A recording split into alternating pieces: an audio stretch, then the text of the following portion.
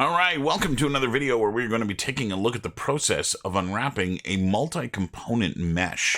I have here a dumpster model provided by a student that we are going to be using as the demo piece to create these UVs.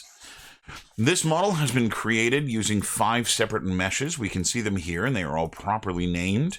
And I'm just going to make sure that I select them all together. This is an object that would get a single texture across its entirety. And so we're going to unwrap all 5 of these components in one go.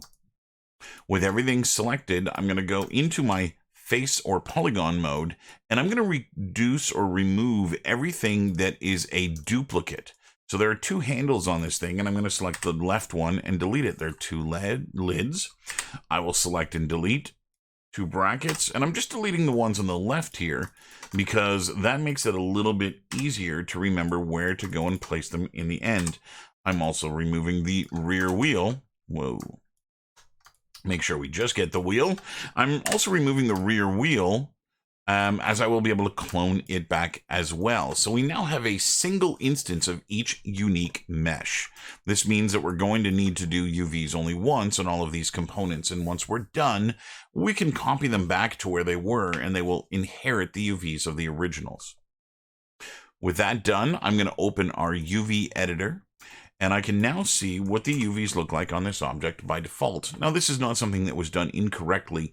UVs get garbled and messed up just through the process of 3D modeling an object.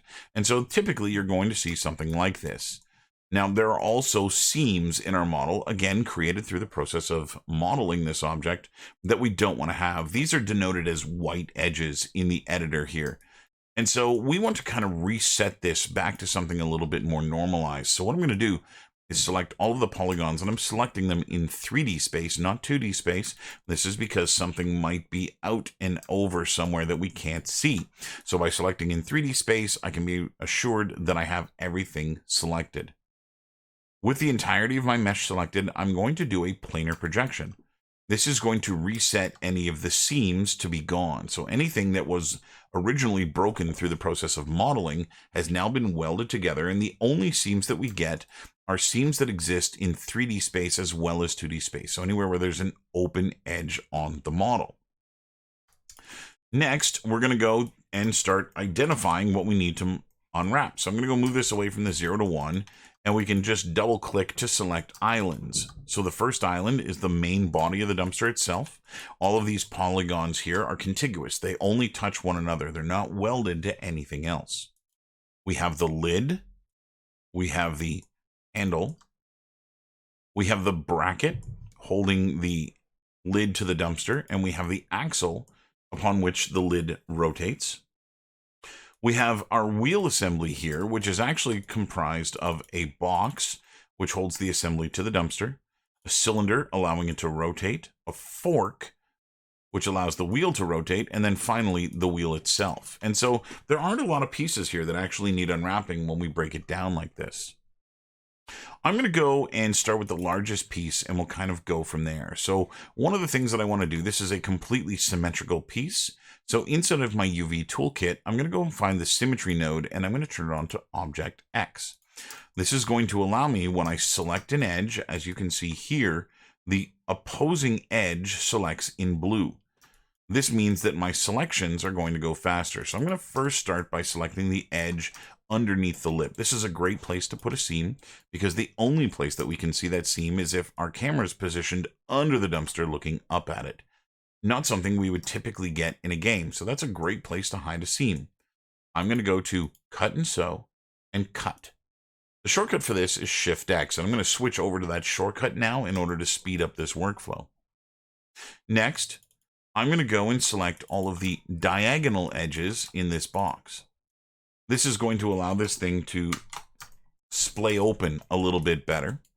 And then we can go and do the front here as well. Now the double click doesn't select all of these front edges separating the front from the side because there are a lot of zigzags in that separation. So I'm going to go and select these manually. Again, I still have that symmetry turned on, which means if I go and do this break here, it is doing the left side and the right side at the same time. With that done, I'm going to do a unfold of this object just to see how we're doing. Looks like we got two islands. They're both in the shape of crosses here. I'm going to go and straighten them out by selecting a blue edge and using the Arrange and Layout, Orient to Edge. It'll straighten out the islands associated with those edges. So this is not too bad, but I know that crosses don't typically pack all that well. So I'm going to go and select the edges that make up the sides, or that separate the sides from these things, and break those. And I can now go and place these over on the left and call them done. Let's move on to the lid. For the lid, I'm going to first grab the bottom face and do a cube or box map. This is going to separate that from the rest of the object. It's going to get a projection downwards because that polygon faces the bottom. I'll unfold it, which is going to skew it a little bit, and then I'll straighten it using the same technique of grabbing an edge and selecting Orient to Edges. The bottom of this is now done. We can move it over here. Next, I'll grab the remaining part of the lid and unfold it just to see what we get. And this isn't too bad, but I think we can help further it along a little bit by splitting the edges that make up the downward facing sides here. So if I go and select those like that and break them, this is going to allow me to a little further unfold this. Now we're going to get some stretching in this object. This is natural just because of how compressed these bevels are, but that is something I'm willing to accept in this model to avoid actually having more UV vertices created by adding more breaks. So with that done, I'll go and add that to my finished pile and move on. The next largest piece I have here is the handle. The handle is made up of a four-sided cylinder, essentially, with some fins along the top and bottom. So let's deal with the fins first. I'm going to select all of them, and we'll do a planar projection, which is going to put them in the 0 to 1 box. I will unfold them. This is going to align them a little bit better to the shape that they have in 3D. I'm going to grab one of the blue edges on each one, and I will use the Orient to Edge to straighten them out. Now, this is not perfect, but I'm going to align them this way here and try and do a straighten UVs to better take advantage of the fact that pixels are square. So this is going to give me a little bit less distortion in this. It's not going to be perfect because, again, we have a 45-degree angle, but I'll consider those done, and we can return to the remainder of the handle. The next thing that I want to do is split off the front and back of this thing. So to do that, I'm going to select the entirety of this thing and then just remove everything that isn't a front and back. Using the box projection, the front and back will be placed here in the 0 to 1. Now something looks off at this point. I can see that these are not symmetrical UVs, and if I hit unfold, they also don't change shape. That means that they're actually asymmetrical in the 3D model. This is a modeling error that was created, and I'm not going to go and correct this. We're going to leave it as is. I'm going to consider these two done and move them to the side. This is going to create some skewing in some of the other meshes that we're going to get here. So let's go and select the inside edge and break that. This is going to separate the inner from the outer. And let's deal with the outer first. I'm going to unfold it, grab an edge and align it. And that piece actually looks pretty good. Let's do the same thing with the inner. We're going to unfold, grab one of the edges and orient it. And this too looks to be skewed. This is because, again, of that skewing that was done inadvertently while modeling. This is not ideal for a UV island. There are diagonal edges, and you can actually see stepping in the UVs here as well. We don't want to have that happen, so I'm going to use the straighten UVs. This is adding distortion to my UVs, but the distortion then won't exist in the textures, which is going to make it look a little bit better. With those pieces done and moved aside, we can move on to some of the little small pieces here. Let's start with the bracket that holds the axle on. For this, I'm going to select just the polygons that make up the left and right side of this thing. I'm going to use a box map, which will go and unwrap them in the way that they should be. We're going to use an unfold to make sure they don't distort, and we can move them aside. We can then go into the border faces here. Now in the border faces, they're actually they're planar. They're looking directly at the camera in that planar projection. And this means that if I were to unfold them, the software is going to have a hard time figuring out what shape they are. And you can see they compress down into a little point. To help Maya along, I'm going to select one of the UV vertices. Here, I can just move it inwards a little bit. This means that there is now a surface area that we can see in our UV editor.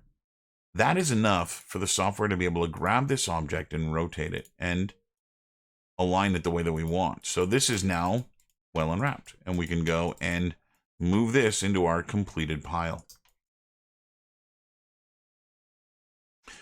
Let's grab the box that holds the wheel together and the wheel. We've got the axle here as well. We'll have to come back to these. I'm going to leave the cylindrical bits for a moment.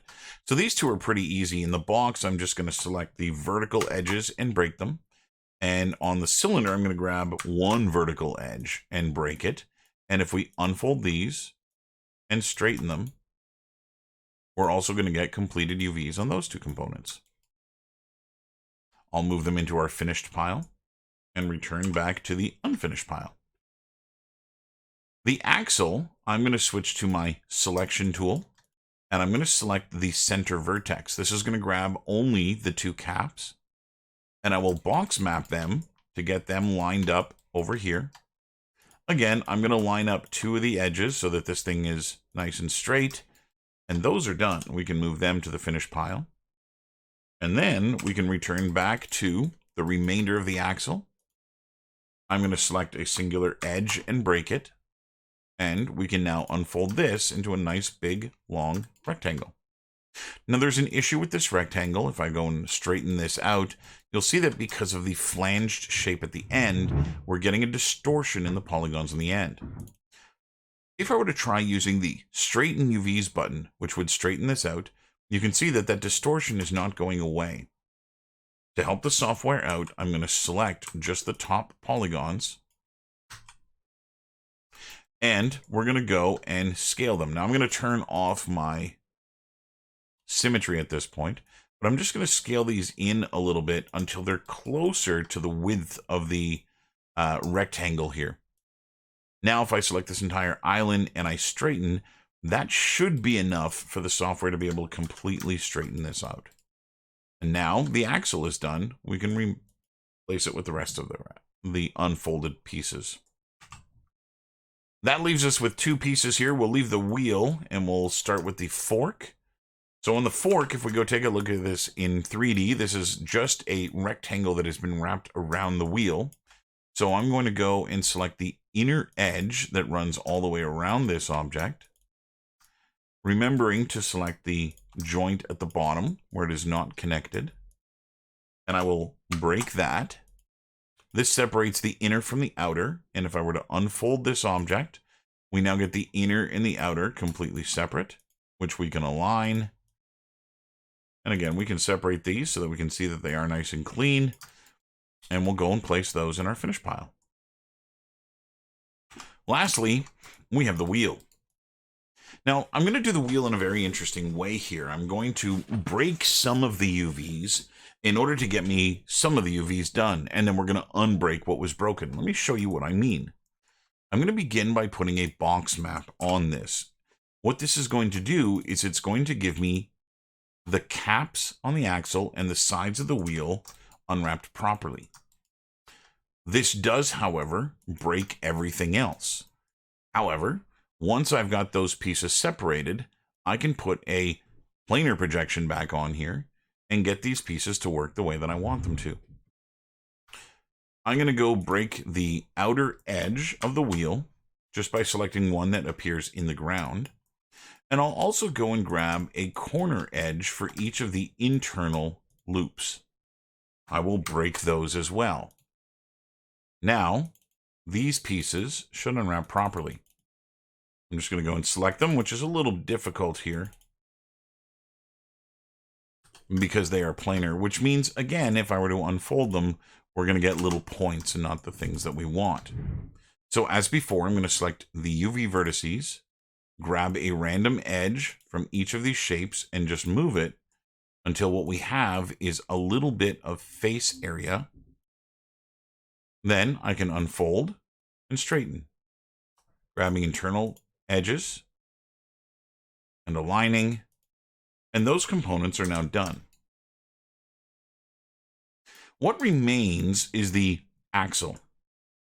Now, this was not done symmetrically in the way that it was modeled, and so it's going to provide us with an opportunity to test another object here. So let's go and unfold this. This is going to give us two donut shapes, and we're going to go and break one of the edges on each one.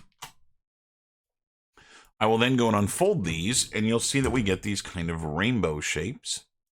Now, these rainbow shapes, I'm just using rotate here to better position them. The first one, if I hit straighten, will become a perfect rectangle, which is beautiful. It's done. However, this piece here, if I try to straighten it, you're going to see is going to give us this wonky shape. There's a really neat trick that we can do to use the software to straighten this out for us. If I hit straighten UVs, followed by the optimize button twice, straighten, optimize twice, straighten, optimize twice, straighten, optimize twice, straighten, eventually this object will unfold itself in the way that it should. And just like that, our pile of pieces that need unwrapping is done. If we go look at the end result, we can see that every checkerboard square in this texture is completely square. This means that we've got and done a pretty good job. Again, we are going to end up with a little bit of distortion in the lid where we expected it, but that is pretty minor in terms of size, and so I'm willing to accept that. There is, however, a larger problem of textile density. Here, if we look at the wheel, we can see exactly that grid changes shape and size, rather, as it moves throughout different components, and this is not good. The software will correct this for us as we pack our UVs into the 0 to 1 box. To begin with, let's go to Modify and Layout Options. Now I'm going to reset my tool to remove any of the previously saved settings, and I will go and enter those settings so that you can see what they are. To begin with, I'm going to make sure I'm using Unfold 3D. I'm going to also go into my packing resolution and set that to 2048. And while I'm at it, I'm going to go to the texture map size and also set it to 2048.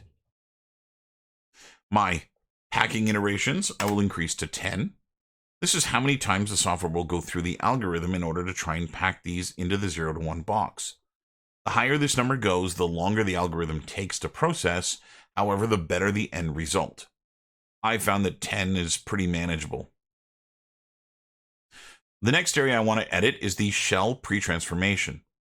Now, I don't want to let our tiles go and rotate. If the software were to rotate them and make them skewed, I'm not going to get the best pack. So I'm going to make sure that pre-rotation is turned off. In terms of pre-scaling, I am going to want this to happen. This is what's going to correct that textile density. Here, the setting is preserve 3D ratios, and that means that anything large in 3D will remain large in 2D. Anything small in 3D will become small in 2D. This will correct our textile density. Next, shell transformation settings. I'm going to allow translate shells and also allow rotate shells.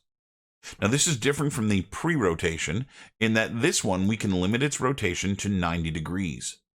This means that while these objects can rotate, they can only rotate a full 90 degrees. This is going to give us a much better pack.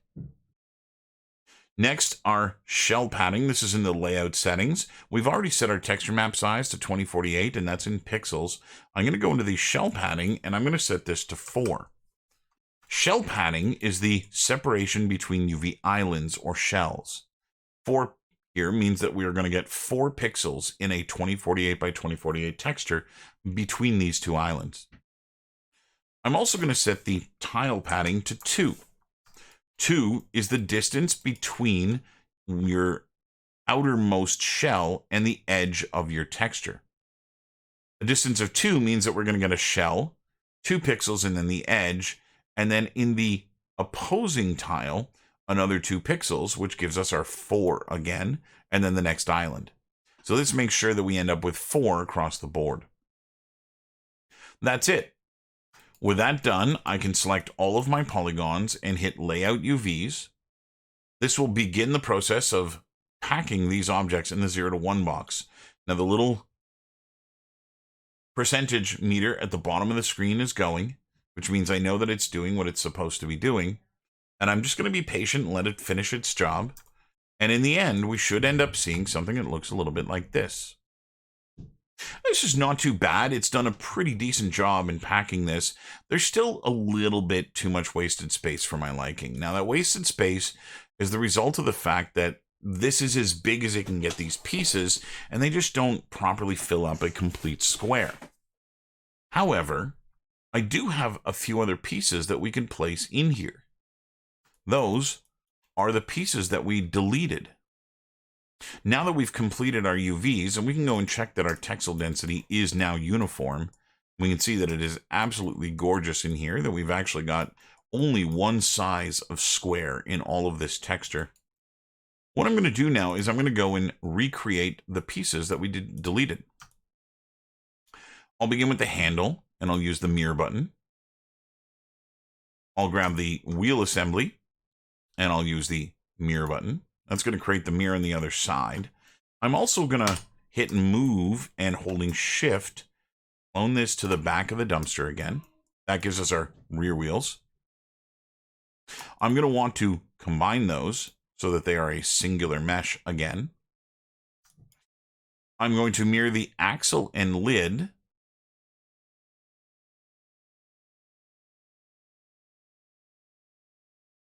And I'm going to remember the little bracket as well. With that, all of the geometry from the dumpster is back. Now, this won't have manipulated the UVs. In fact, anything that was cloned, the UVs just ended up directly on top of their counterparts.